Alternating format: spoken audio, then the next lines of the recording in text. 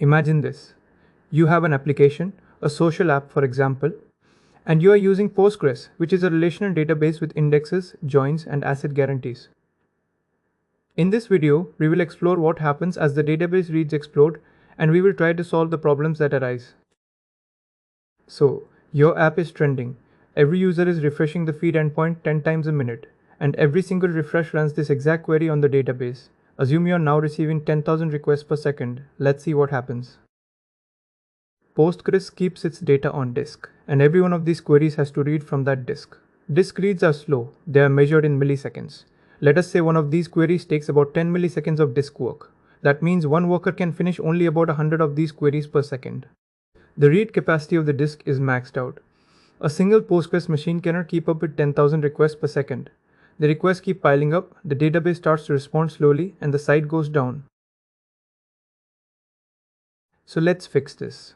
The first idea that comes to mind is replicas. A replica is a read-only copy of the database. Every write still goes to the original one, and the copies only serve reads. You put a load balancer in front of them, which spreads the reads evenly across all the replicas. But this fix scales linearly. Each replica buys you about 100 more requests per second at the cost of another machine. So for 10,000 requests per second, you need around 100 machines, and the cost goes up 100 times. It works. If the traffic grows to 50,000 requests per second, you are now running 500 machines. Every change to the posts or likes on the primary machine has to be copied to all the others. This takes time. The problem is not fixed, it is just hidden behind more hardware. Let us take a step back. Why is Postgres slow here? Because every request parses SQL, plans joins, walks indexes, and reads from the disk. Disk reads are slow, and it does all of that for a result that has not changed in the last few seconds. The feed is small and it repeats. The same 10,000 feeds read over and over. What if the first time you build a user's feed, you keep the result in RAM and serve the next request straight from it? A simple key to value mapping. The key is feed user42. The value is the JSON you already built. Each entry carries a short time to live, say 60 seconds. After that, it expires and the next request rebuilds it from Postgres. That is a cache. Postgres is still the source of truth. You have just stopped asking it the same question 10,000 times in a row. Reads that used to cost milliseconds of disk work now cost one hash map lookup in memory, which is in nanoseconds. If the cache serves the request 99% of the time, then the Postgres load drops by 100 times from 10,000 requests per second down to about 100. Now, where should that cache live? The simple answer is a dictionary inside your app server's memory. But what if you're running multiple app servers? Each one has its own copy. Traffic gets no benefit when a request lands first on one server and then on another. Each one expires on its own schedule and you cannot clear entries across all of them at once. What if the cache were a separate service that every app server talked to over the network? One shared memory, one consistent view. What should this service look like inside? It needs to be fast. It does not need SQL, joins, schemas, transactions or locks. Only 3 commands: get key, set key value, and expire key, TDL. It only has to look up the key and hand back the stored value without processing anything inside it. That is exactly a hash map. A full DBMS carries heavy machinery for locks because many threads touch the same data. What if one single thread handled every command, one at a time, from a queue? No locks. Every command is atomic by design. A modern CPU running one thread doing hash map lookups can handle millions of operations per second, more than enough for a cache in front of any reasonable workload. A shared-in memory store. Key-only access. One thread with a queue. You have just designed Redis. Real Redis adds a bit more on top. So far the value has been a blob of text, the JSON feed we stored. But a value does not have to be text, it can also be a structure. Take a list, for example. A good use is Twitter's home timeline. Each new tweet is pushed onto its followers' lists, and a timeline refresh is one command that reads a range from that list. That is the whole read path, no joins, no scans. There are more value types, and we will come to them shortly.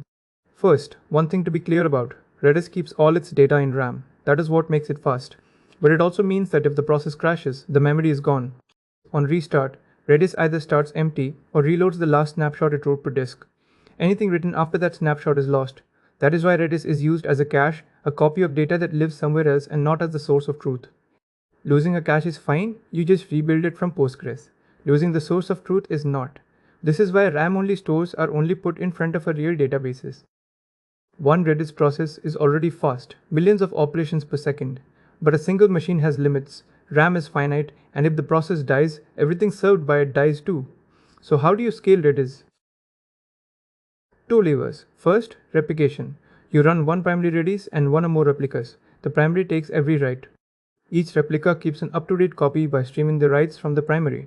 Reads can go to any replica, which spreads load. If the primary dies, a replica is promoted to take its place. Second, sharding.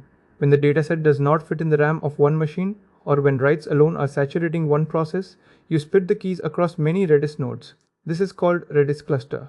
The key space is divided into 16,384 pieces called hash slots. Each key hashes to one slot. Each node owns a range of slots.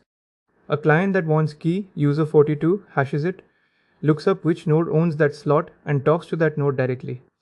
Add more nodes and slots move automatically to balance the load.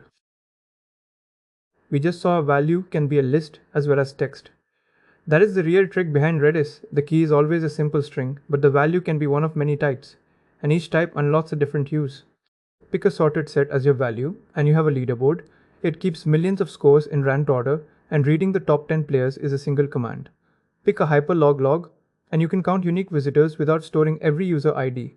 It estimates the count in about 12 kilobytes, no matter how many IDs you throw at it. Make the value a plain counter, and you have a rate limiter. Increment it with a 1-second expiry, and reject the request when it crosses the limit. One atomic step, no raise condition. Make the value a stream, and you have a durable event log, an ordered history that many consumers can read at their own pace. Even a lock is just a value. Set a key only if it does not already exist, with a timeout, and you have a lock shared across every server. On top of all this, Redis also has PubSub, publish a message to a channel, and every subscriber gets it instantly. And when you do need the data to survive a restart, Redis can write to disk, either periodic snapshots of the whole dataset or an append-only log of every write that it replays on startup. The pattern is always the same: a string key, a value whose type fits the job, one atomic command, microsecond latency. That is why Redis shows up as a cache, a queue, a counter, a lock, and a leaderboard, often all inside the same system. That is Redis. In the next video, we will tackle a different problem. See you there. If this was useful, subscribe and stay tuned.